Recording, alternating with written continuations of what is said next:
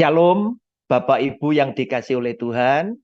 Ini adalah video saya yang kedua untuk menanggapi video dari Departemen Teologi GBI yang baru saja mereka mengadakan satu diskusi berempat membicarakan mengenai persepuluhan yang kata hostnya. Persepuluhan belakangan ini menjadi satu topik yang ramai dibicarakan. Bapak Ibu, video saya yang kedua justru dalam bentuk pertanyaan.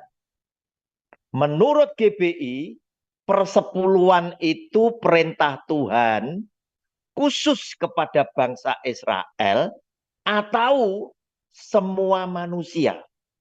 Namun sebelum kita masuk kepada pembahasan video saya yang kedua, kita tonton video dari Departemen Teologi Gereja Bethel Indonesia. Ini videonya.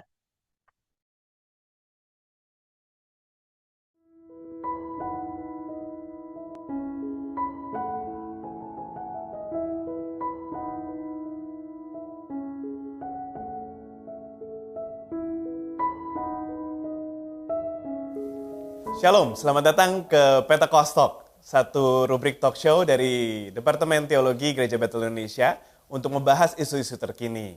Hari ini untuk isu yang begitu hangat, yaitu dengan tema persepuluhan, kita kedatangan tamu yang sangat istimewa dengan dua narasumber utama, tentunya dari Departemen Teologi Gereja Bethel Indonesia. Yang pertama kita kedatangan Bapak Dr. Junifrius Gultom, lalu ada Ibu Dr. Gernaida K.R. Pakpahan. Salam. Dan juga Dr. Candidate Bapak Dio Pradipta. Oke, luar biasa. Hari ini kita akan membahas satu tema yang luar biasa, yaitu tentang persepuluhan. Tema yang begitu hangat beberapa waktu lalu, namun ternyata jadi bahasan yang tetap konsisten, ada hadir di kalangan gereja, kalangan jemaat, dan beberapa gembala bahkan gitu. Nah, kalau dari saya sendiri nih Bapak Ibu, kalau saya sendiri dari persepuluhan sebenarnya udah cukup matang. Kenapa ya? Karena kita belajar, karena saya belajar. Akhirnya saya berdamai bahwa angka 10% itu bukan sekedar bicara tentang agama Kristen atau terutama GBI kita diharuskan untuk memberikan sejumlah itu. Tapi lebih 10% lebih berupa pernyataan klaim bahwa saya menyerahkan 100% gitu hidup saya gitu. Agama lain ada yang dengan beberapa angkanya dan dengan beberapa metode-metodenya gitu. Tapi intinya selalu ada cara sense of generosity yang ditaruh gitu di dalam satu bentuk tata agama gitu ya. Nah di GB ini cukup hangat, kenapa? Karena memang ada beberapa info-info berita kasus di sosial media gitu. Tapi apakah benar kita harus 10%? Waktu ada tanggapan 10% itu kan hukum perjanjian lama. Gitu. Di perjanjian barunya enggak, haruskah kita perbaharui, haruskah kita hilangkan, haruskah kita lupakan gitu. Tapi kenapa di GBI bahkan beberapa Kristen kental sekali dan makin kuat gitu ya. Kalau nggak tahu, mungkin saya lempar ke Pak Dio dulu deh, kalau di gereja seperti apa? Itu topiknya bukan. Boleh. Perjanjian lamanya dulu ya. Betul, kenapa? Karena saya juga sering banget dengar dari anak-anak muda, khususnya mereka ini kan lulusan TikTok 1 menit ya. Zaman sekarang anak muda kan lulusan tanda kutip lulusan TikTok 1 menit gitu. Sepertinya pendeta-pendeta TikTok tuh sudah lebih hebat daripada. Iya, maksud saya nggak menghakimi, tetapi kan ada baiknya 1 menit apakah bisa mewakili seluruh kebenaran yang ada begitu. Dan di situ mereka banyak ngomong sama saya. Kok saya dengar ini kan perjanjian lama gitu. Iya, Kenapa kok gereja kita kok masih sih ya ada perpuluhan minggu pertama biasanya begitu. Ini mumpung ada Bu Gernaida, langsung aja.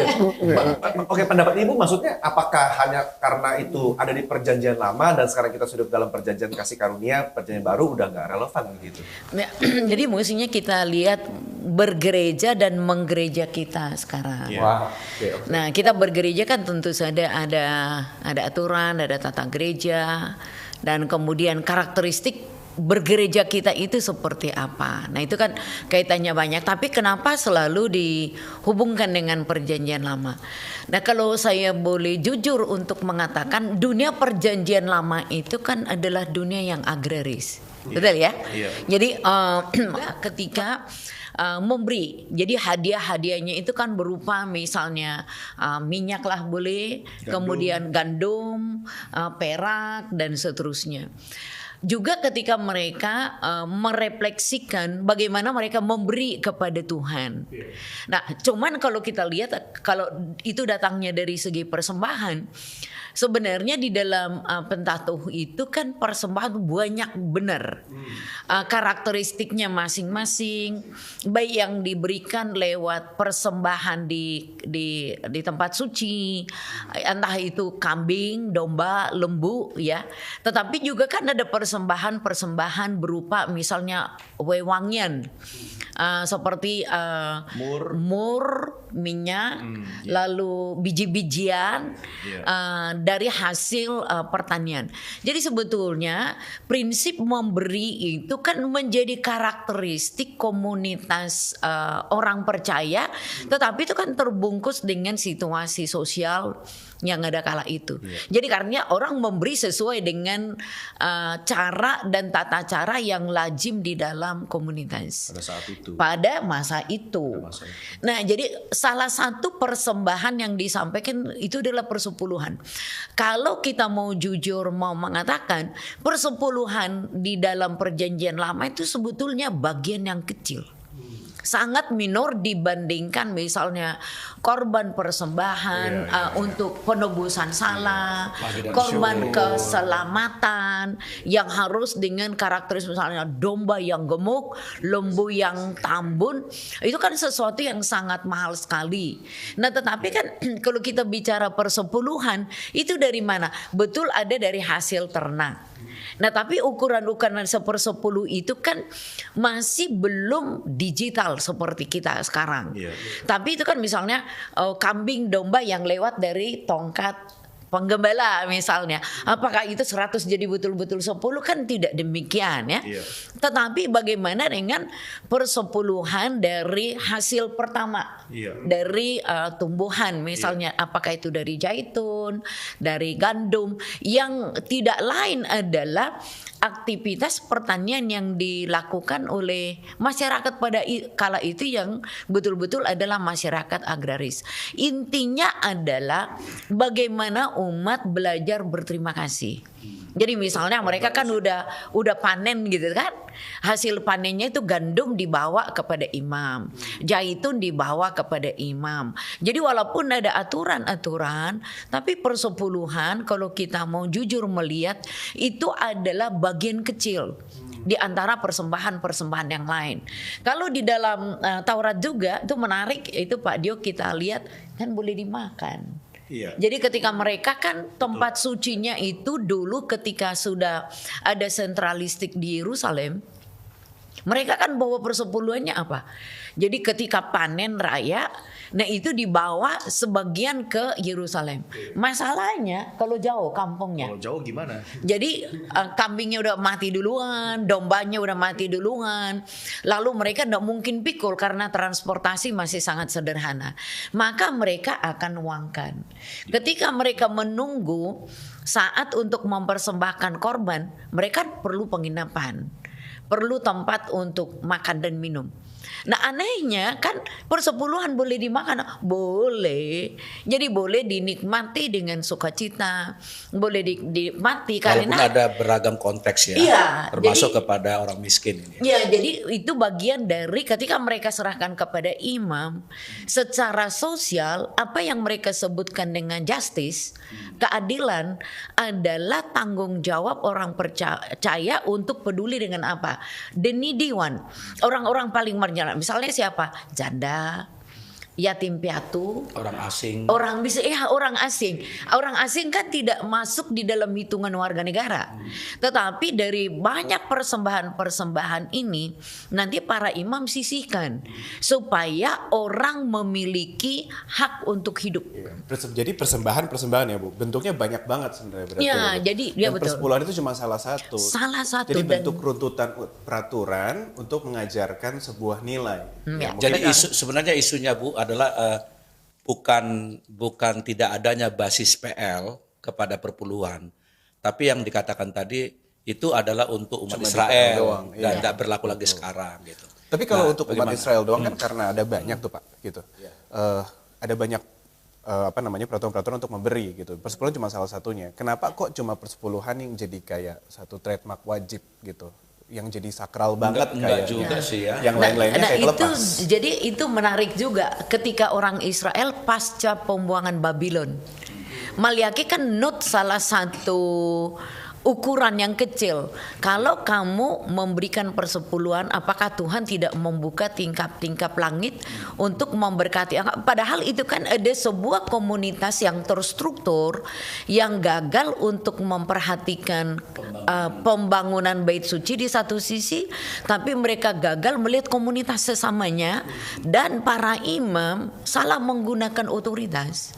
Maka ketika Nabi Maliaki sebetulnya mengkritik persembahan yang tadi ya, kenapa yang dikritik itu bukan persembahan korban bakaran, korban Iya, kenapa bukan api-apian? yang lain? Nah, ini kan yang sangat kecil. Jadi Nabi Maliaki ini reminder ulang. Bukankah Tuhan yang sudah memberkati kamu, yang sudah menyelamatkan engkau, dan sekarang kamu pulang keluar dari pembuangan dari Babylon. Tapi Bu ya, saya lihat itulah ya, mestinya kan semangatnya itu kan kalau kita lihat di dalam perjanjian lama, umat Allah itu kan tanda petik dikelilingi oleh persembahan-persembahan yang begitu Ya, banyak. Ya, persembahan ini, persembahan ini, persembahan ini. Kita nggak pernah tahu sebenarnya mengapa Alkitab menyuguhkan pemandangan seperti itu. Tapi yang kita tahu tadi kan itulah semacam bentuk dari hubungan covenant Tuhan dengan umatnya kan. Ya, Dan betul. semuanya ada konteks-konteks kepentingannya ya. Jadi iya, betul. terus bagaimana ya kalau kita lihat misalnya mengkoneksikan itu ya dengan masa kini ya, sehingga orang kadang-kadang kan banyak sekali orang Kristen itu seolah-olah apa-apa ada tertulis enggak gitu kan. Jadi Iya. itu yang mestinya kan kalau nggak ada tertulis tapi secara refleksi teologis secara tidak langsung kita bisa menarik secara deduktif enggak apa-apa soal bagaimana ini perpuluhan Saya ini. malah tadi dapat satu pencerahan baru secara pastoral ya. Iya. Karena tadi dinotis bahwa dalam perjanjian lama persembahan perpuluhan ternyata salah satu yang paling kecil. Mungkin ada hubungan juga sama ayat kan Tuhan setia pada perkara kecil. Ya kan orang-orang tuh dites pada perkara-perkara kecil. Gitu. Iya. Mungkin ada alasan kenapa tadi Maliaki kok malah note-nya itu perpuluhannya. Bapak Ibu, itulah videonya. Bapak Ibu, justru di dalam judul video saya yang kedua, saya mengajukan dalam bentuk pertanyaan lagi. Saya rindu diundang diskusi ya oleh Departemen Teologi GBI. Bapak Ibu yang kemarin lagi ngobrol, kelihatannya beliau ini adalah para dosen-dosennya.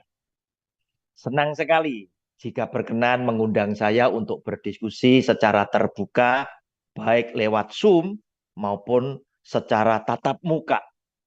Bapak Ibu, demikian pula saya juga berharap dua video saya itu mendapatkan jawaban, tanggapan, respon yang positif yang bisa memberikan pencerahan kepada setiap anak-anak Tuhan yang sedang menonton. Tanggapan Bapak Ibu sekalian atas video saya. Dalam video saya yang kedua, saya ingin menyampaikan lebih dulu bahwa kita semuanya tahu sesungguhnya di dalam Alkitab itu ada firman Tuhan yang khusus ditujukan kepada pribadi. Misal kepada Abraham. Atau firman Tuhan yang ditujukan kepada seluruh umat manusia. Atau justru oleh Tuhan ditujukan khusus kepada bangsa Israel. Bukan kepada siapa-siapa. Menurut keyakinan saya, pemahaman saya. Persepuluhan itu adalah perintah Tuhan khusus kepada bangsa Israel. Bukan untuk semua manusia. Sehingga kurang elok, kurang pas jika kita yang ada di Indonesia kemudian merasa bahwa perintah itu juga untuk kita semuanya. Bapak Ibu, mari saya tunjukkan. Ulangan 26. Kita baca ayat 1 sampai 13. Di dalam Ulangan 26 itu ada judulnya. Mempersembahkan hasil pertama, yaitu buah sulung. Itu ayat 1 sampai 11. Ayat 12 dan 13, judul bacaannya itu persembahan persepuluhan. Artinya, bangsa Israel harus mempersembahkan buah sulung lebih dulu, baru persepuluhan mereka lakukan. Bapak Ibu, kita lihat sekarang. Ya, saya baca mulai ayat 1 sampai 11 sambil saya terangkan. Apabila engkau telah masuk ke negeri yang diberikan Tuhan Allahmu kepadamu, menjadi milik pusakamu dan engkau telah mendudukinya dan diam di sana, maka haruslah engkau membawa hasil pertama dari bumi yang telah kau kumpulkan dari tanahmu yang diberikan kepadamu oleh Tuhan Allahmu. Dan haruslah engkau menaruhnya dalam bakul. Kemudian pergi ke tempat yang akan dipilih Tuhan Allahmu untuk membuat namanya diam di sana. Dari dua ayat ini saja kita diberikan satu pemahaman oleh Tuhan bahwa apabila engkau telah masuk ke negeri yang diberikan Tuhan Allahmu, itu bicara tentang waktu. Jika Israel sudah masuk ke negeri Kanaan, menduduki negeri Kanaan, diam di negeri Kanaan, dan Kanaan itu menjadi milik pusakanya hingga mereka diam dengan aman. Maka ayat kedua, haruslah engkau membawa hasil pertama. Apabila negeri Kanaan, tanahnya sudah memberikan hasil, maka Tuhan perintahkan, kamu harus membawa hasil pertama, yaitu buah sulung. Ya, yang nanti akan diikuti oleh persembahan persepuluhan. Buah sulungnya lebih dulu, karena ini yang pertama, hasil yang pertama. Dan di situ dikatakan, haruslah engkau menaruhnya dalam bakul.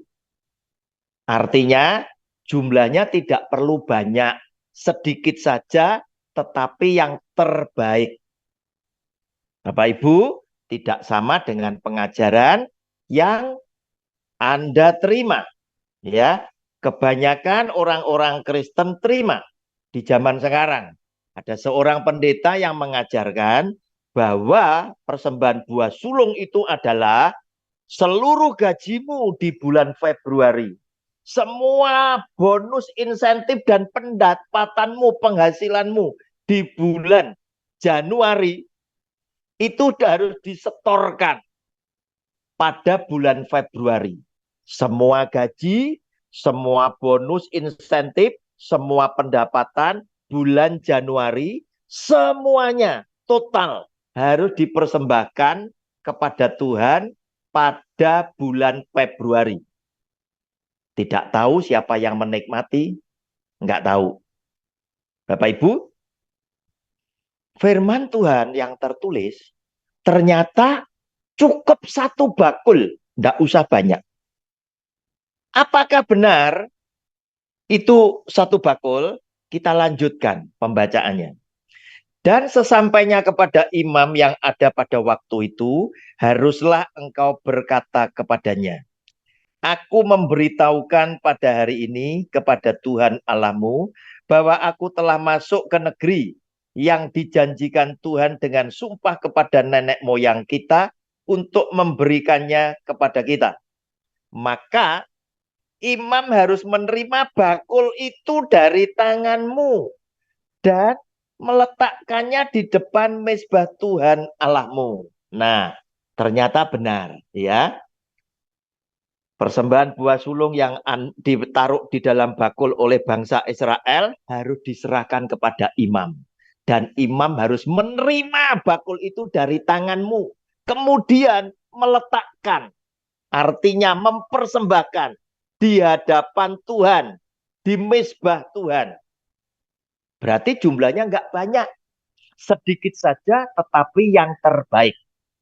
Bapak Ibu, bandingkan dengan praktek zaman sekarang, termasuk yang dilakukan oleh Gereja Bethel Indonesia.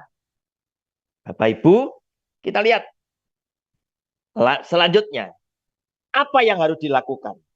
Ini yang meyakinkan saya bahwa firman Tuhan tentang persepuluhan dan buah sulung itu oleh Tuhan dikhususkan kepada bangsa Israel. Karena apa?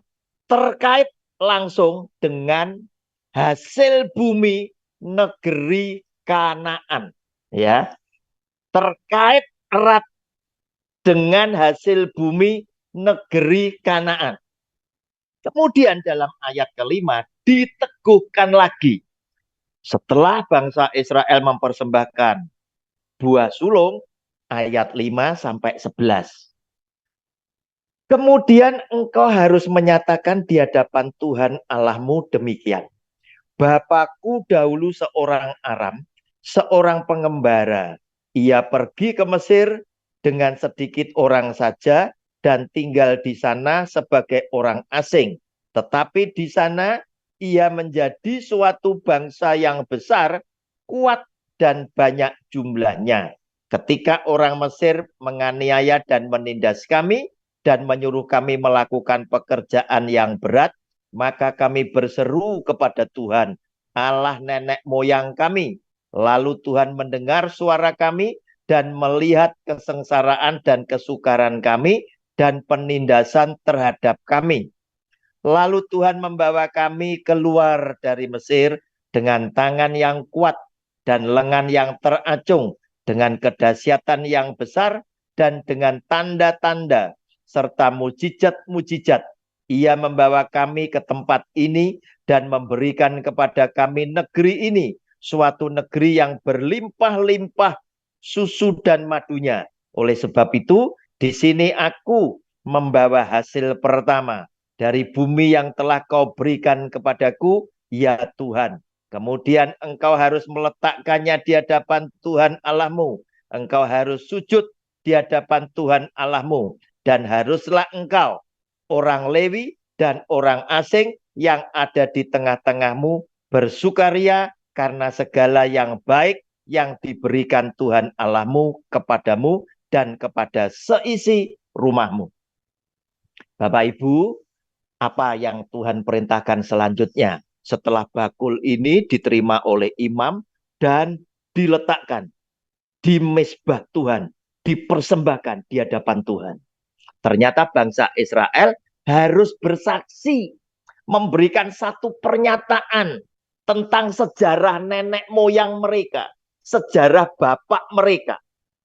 Mereka harus berkata, bapakku dahulu seorang Aram, pengembara, masuk ke Mesir dan lain sebagainya. Bapak Ibu, apakah ini untuk orang Israel secara khusus atau untuk semua? Sehingga para pendeta di Indonesia juga memungut buah sulung. Apakah setelah memungut Anda juga bersaksi? Yang mempersembahkan juga bersaksi. Sama seperti bangsa Israel. Bahwa yang kau persembahkan adalah hasil bumi dari negeri yang kau janjikan kepada nenek moyangku. Yaitu Kanaan. Terus kemudian apakah engkau juga sujud menyembah kepada Tuhan? Nah Bapak Ibu, pastilah bukan demikian. Ya, ini perintah Tuhan khusus untuk bangsa Israel. Kita yang juga percaya kepada Allahnya Abraham, Ishak, dan Yakub cukup mengetahui tentang sejarahnya saja. Tidak usah ikut-ikut sepertinya. Ya, kita ini adalah orang Israel sana.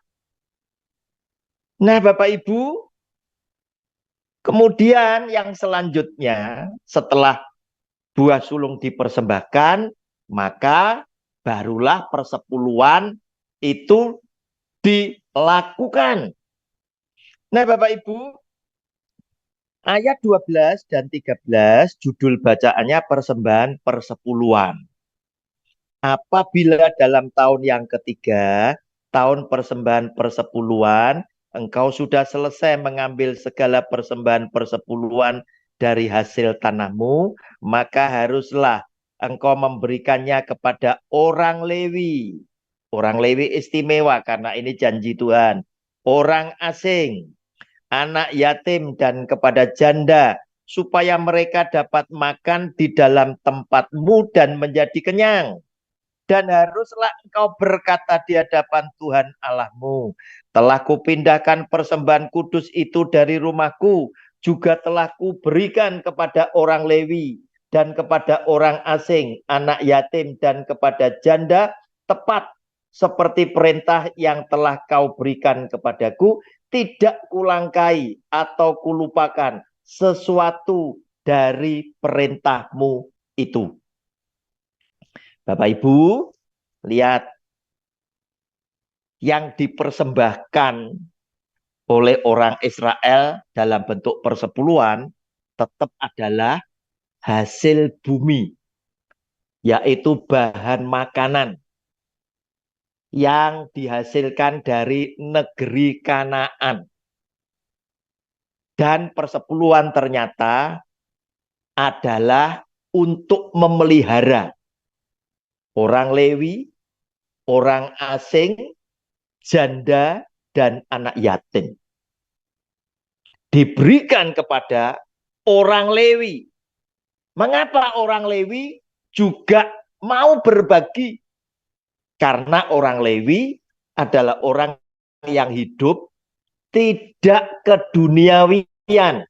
Sebab mereka tahu milik pusakanya adalah Allah sendiri. Mereka memiliki milik pusaka yang luar biasa, yaitu Tuhan Sang Pencipta sendiri. Nah, Bapak Ibu, sehingga ini hanya ditujukan untuk urusan perut, supaya mereka dapat makan di dalam tempatmu dan menjadi kenyang. Oleh karena itu, hati-hati, ada pendeta dan gereja abu-abu yang mereka bilang, kalau di gereja kami persepuluhan itu tidak dinikmati oleh pendeta, nampaknya lebih suci, tetapi dipakai di gereja untuk operasional. Bapak Ibu, salah. Taurat tidak pernah bilang operasional, tetapi adalah supaya dapat makan di dalam tempatmu dan menjadi kenyang. Dan perhatikan di akhir kalimat ayat ke-13, ya, di situ dikatakan, tepat seperti perintah yang telah kau berikan kepadaku, tidak kulangkai atau kulupakan sesuatu dari perintahmu itu. Bapak Ibu, ketika Ulangan 26 ayat 1 sampai 13 ini kita bahas, ternyata orang Israel pada waktu itu masih belum melakukan persembahan buah sulung dan persepuluhan. Belum dipraktekkan. Mengapa? Karena mereka belum mendapatkan hasil dari negeri Kanaan. Selama mereka belum menyeberang sungai Yordan, berarti mereka belum masuk ke negeri Kanaan. Dan selama mereka belum nyebrang sungai Yordan, mereka masih dipelihara oleh Tuhan dengan mana selama 40 tahun.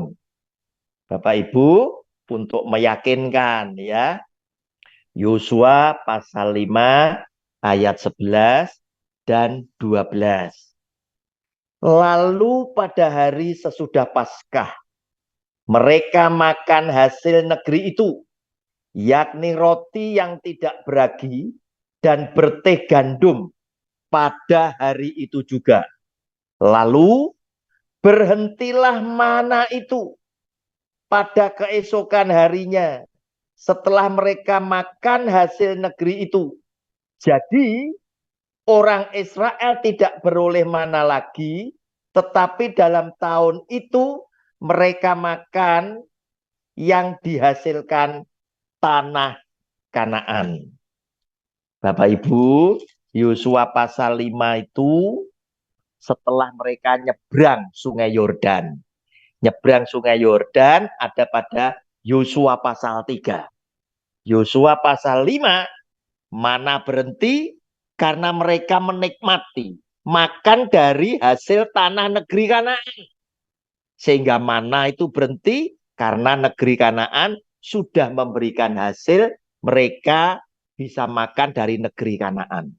Bapak Ibu, ayat-ayat inilah yang membuat saya yakin bahwa perintah Tuhan tentang persepuluhan maupun buah sulung hanya ditujukan khusus kepada bangsa Israel. Oleh karena itu, di dalam video saya yang kedua, yang menantikan tanggapan, respon positif dari Departemen Teologi Gereja Bethel Indonesia yang telah membuat video yang sempat saya tonton, saya senang Bapak Ibu berkenan memberikan tanggapan yang bisa mencerahkan saya dan para penonton yang lainnya. Oleh karena itu, di dalam video saya yang kedua, saya memberikan judul dalam bentuk pertanyaan.